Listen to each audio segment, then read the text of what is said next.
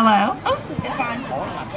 All right, guys, we are really, really lucky. I know we've been talking it up for the last few months, and for me, this is really exciting because growing up in Florida, native Floridian, none of us grew up in Florida without knowing our guest of honor today, who's going to impart great wisdom upon you guys and skill. But Rowdy Gaines has been a hero for us in Florida. He's a hero nationally, he's a hero internationally.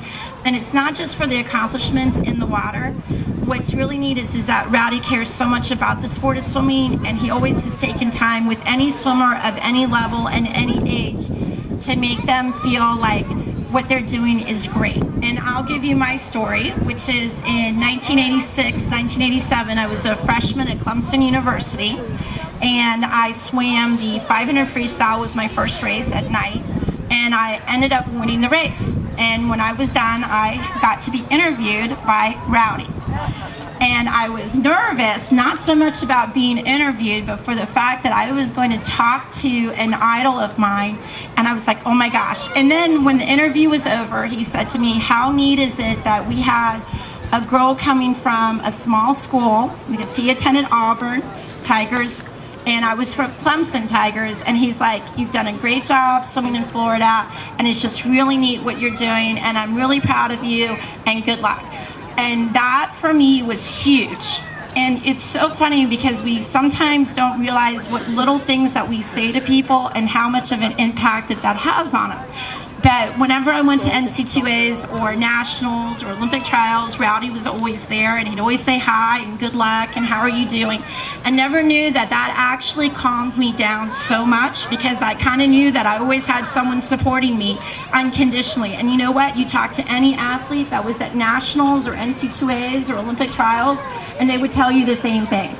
Because that's what Rowdy does. And you guys have an opportunity this afternoon of not only getting to listen to him talk, but also getting to listen to him in the water, because what he did in terms of paving the way for freestylers in 50, 100, and 200 freestyle, he broke a lot of barriers. And he came from Winter Haven, Florida, a small team. He went to Auburn University, which at that time was not one of those powerhouse programs, helped turn it around to be one of the powerhouse programs that it continues to be today. And he did that all for the love of swimming. So I would like to introduce my idol and inspiration, Rowdy Gaines.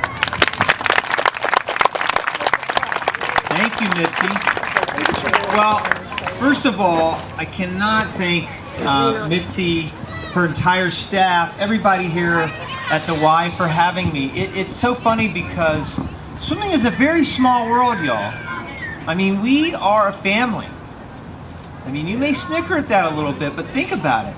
I feel very much so that you're all my little brothers and sisters. Just as I think of my fellow master swimmers as sometimes my little brothers and sisters, but more often than not, my big brothers and sisters. Because that's the way swimming, that's what swimming does for us. It brings us together. And I think that's one reason why I'm so thrilled to go around to different communities, not only in Florida, but all over the country, and share my love and my passion, as Mitzi said, for the sport. And I'll talk to you a little bit more about that in a little while. I want to thank Mitzi so much, because she's right. I was so proud of her coming up and being from Florida. Obviously, I knew who she was, and coming from maybe not the best known swimming school in the country, but certainly one that she put on the map. And I can't tell you how lucky you guys are to have her here with you, because you know, once you're an Olympian for the rest of your life. There's no such thing as a former Olympian. So she's Olympian Mitzi Kramer. That's pretty cool. You know, it's pretty cool to be coached by an Olympian every day. And so here's how we're going to do this, okay? We're going to get in the water here in just a couple minutes. We're going to get right in, and we're not going to be in the water long. I told Mitzi that we wouldn't do more than 10,000? 10,000 was the max I could go. I got to leave at 7 o'clock, so I told her, if we can grab 8 to 10,000, we're going to be happy, okay? No, I'm just joking, obviously. We're not going to go 10,000. We're just going to, it's strictly going to be a clinic, okay? We're just going to work on some technique work. We're just going to do freestyle today because we don't have time to do all the strokes. But I'm hoping that I'll be able to come back, because I've already done one for Mitzi's sister, and I'm going to go back in a couple weeks again for her. So hopefully I'll be able to come back again and again and again until we get all the strokes done and all the starts and turns. But today we're going to stick with a stroke that's dear to my heart, and I guess Mitzi's as well, because she was a freestyler as well. So we're going to stick with freestyle. So we'll be in the water for about 45 minutes or so, and then we'll get back out. And then I just want to talk to you for a few minutes, a little bit about swimming and about how it touched my life and how I started swimming, and then we'll do some question and answers if you guys have any questions. And then I brought pictures that I'll be glad to sign for everybody, and you want to take pictures, and I think we've got pizza coming and all that stuff. So we'll wrap everything up about 7 o'clock. Okay. Oh, I forgot about the race of the century. You know what the race of the century is? After this clinic, we're going to do the race of the century. Now, the race of the century is Mitzi will pick 7 or 8 swimmers that will race against me. 25 freestyle, baby, dash for cash. The winner of that race will receive a free trip around the world for you and 40 of your closest friends. So, we'll do that at the end of the clinic, and then we'll get back out and then come back over here, okay? Yeah, he's so serious. does anybody have any questions the way how we're going to do this, the way that things are going to flow here the next couple hours? Yes, ma'am. Oh, do I not look serious? Yeah. I'm deadly serious. No, yes, I am. Yes. Nobody's gonna beat me. You're right. Does this look like anybody's gonna beat me? Okay. Anybody have any other questions?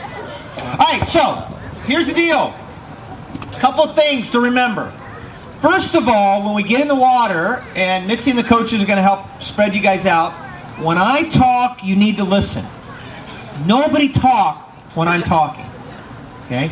When I'm not talking, you can yell and scream all you want to. Okay. But when I talk, you need to be quiet, and you need to have all eyes on me, because I may be talking and demonstrating something at the same time.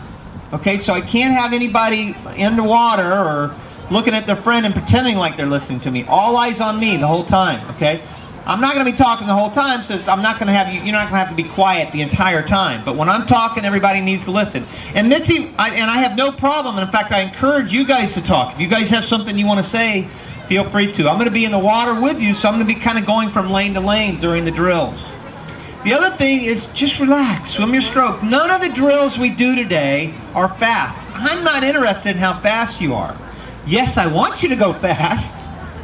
Definitely. That's part of it. But not here. Here, I just want to watch your strokes. Don't feel like you have to impress me by going fast, okay?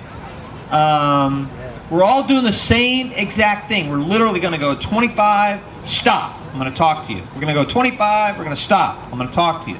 So it's not a lot.